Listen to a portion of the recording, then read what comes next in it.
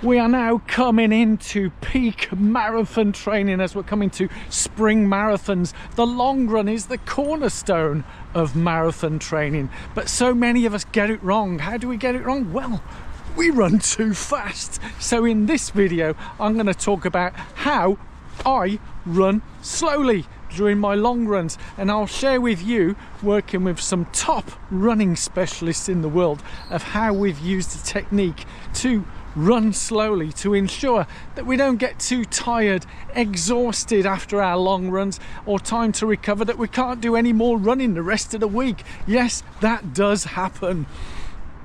Yes, a warm welcome back. How do we run slowly? I've often seen very videos. It'd be good if I had a script, because I'll just walk along and talk. Yeah, there's no script here. Yes, you're going to hear the real genuine stuff. I often seen videos where they say that running slowly is very hard to do. Now, for someone who does run a lot of slow runs, and the reason why I've paused is I've suddenly arrived at a flooded zone here, so I can't walk any further.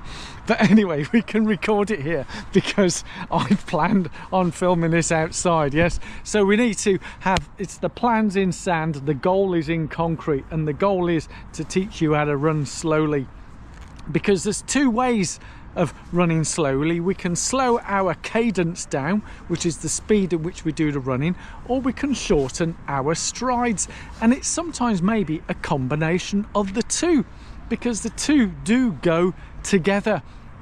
And I've seen other videos where they talk about the myth of the 180 cadence, and apparently it's a myth, but I can assure you it's actual fact. Similar to the 80-20, people saying that's a bit of a myth, but if you're not doing any easy running, then the fast running is going to be pretty difficult, which is the 80 easy, 20 fast. Now, one of the specialists I have worked with is Shane Benzie, who's written a book about the lost art of running, and he talks about the fascia and the mechanics of the running. And as I said, I've personally had some coaching sessions with him, and we've gone through how we deliver speed, use our fascia and all that type of stuff, and how we slow down, because there is basic mechanics why this all works. And for those who don't want to watch all the way through, it is really simply one thing, and that is adjusting your stride. Yeah, I know, it is just the stride. Now, the cadence may change slightly, you know, between 5 or 10. So if your cadence is averaging around 180, it may slow down to 170, but that's a minor change. The big change is in stride, where I've seen in my runs, training runs, easy slow runs, compared to when I'm racing. Yes, the cadence does go up mildly, or goes down when I'm going slow.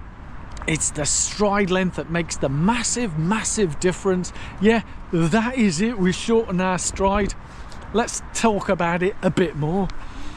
Now, I say talk about it, let me show you the actual facts. Yeah, here's the facts, where the other week I ran my first ever race since injury, and it was a 10k in Murcia in Spain. You look at the stride length there, it's around 1.35 meters. And let me show you the stride length during an easy run. Yeah, that's right, it's about a meter. So that's 30% difference. Now, yes, there is a difference in the cadence. Looking at the average cadence of the race compared to the average cadence of the easy run, there is some slight differences, but the big difference is stride length. That makes sense? So yes, stride length. So how do you shorten your stride? How do you go faster? It's all about the push off, midfoot landing, and the push that we give. So the more of a push that you give, the bigger the stride, the faster we go, the more energy we use. And obviously when you're running a 10k, you need to be pushing harder for longer, and that's where all those things like running dynamics, mechanics, cadence, strength, VO2 max all come into play. But really, to run slow, shorten your stride length. So yes, despite it being flooded here, I managed to film all this. I hope you found it useful in some way. And yes, it's a bit cold, parky, but I had to get this filmed, got it done. and hopefully you find it useful. I will be sharing some more info as we go along into our marathon training season, because it's now 10 years I've been doing this, every year with a marathon training block. So you could say I've learnt a thing or two about marathon training, and certainly I've learnt the art of we need to run slow to get fast, because if we're not running slow enough, we can't do the fast training to get fast. Does that make sense? That might be another video coming up later, but let me know in the comments if you found it useful. Is there anything you want to know about marathon training or any form of running training? Let me know in the comments. But as I say, I may talk about the 80-20, which I saw some other video saying it was a myth. Well, no, it ain't a myth, it's actual fact, because yes, we get fast when we run fast, but we can't do the fast training unless we've built the base of the easy running. Yeah, makes sense? See you all soon. Love you lots. Bye bye bye. Bye.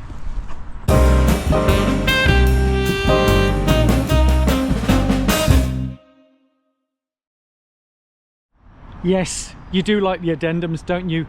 My addendum is more of a question to you. Now, a leading brand, Asics, released two shoes, the Metaspeed Sky and the Metaspeed Edge.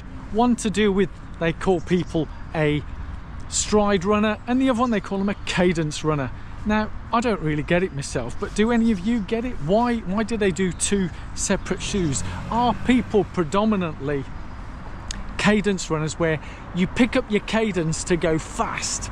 And I'm talking, instead of doing 170, you're doing 200, yeah? Massive leap to get fast. Can you sustain that in a 10k?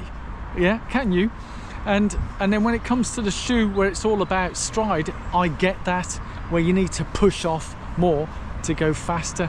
Why the two different shoes? Let me know in the comments below.